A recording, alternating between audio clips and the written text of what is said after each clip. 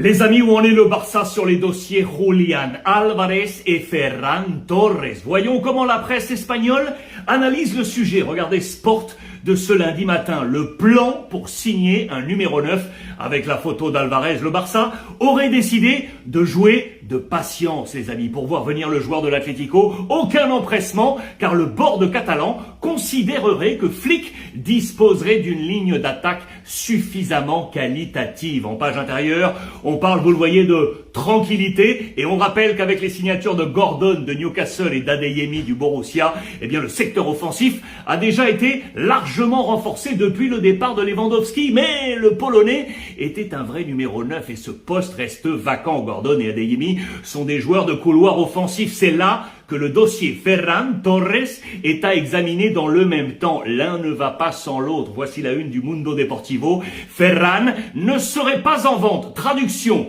tant que le joueur n'a pas officiellement demandé à partir, eh bien le Barça écarterait toute sortie. D'autant que malgré les bruits persistants sur la volonté du Paris Saint-Germain, aucune offre officielle pour le moment présentée. On peut du coup lire en page intérieure que le Barça aurait la volonté de prolonger le contrat de Ferran qui prend fin en 2027. Mais attention, et Marca le rappelle bien, les Catalans n'iront pas au conflit, les amis. Regardez, puerta abierta, la porte reste ouverte. Si le joueur veut partir et le manifeste, et si 2, une offre recevable est présentée, eh bien le Barça ne le retiendrait pas. La valeur marchande Transfermarkt est de 55 millions aujourd'hui, ce qui du coup permettrait de récupérer des fonds permettant, par effet de domino, de muscler financièrement le plan Julián Álvarez ou d'un autre numéro 9, car regardez, dans les colonnes de Sport, d'autres pistes sont encore évoquées. Victor Osimhen. Le Barça sait depuis plusieurs semaines que le Nigérian pourrait quitter Galatasaray pour quelques 75 millions d'euros, mais le principal problème, le salaire. L'ancien du Napoli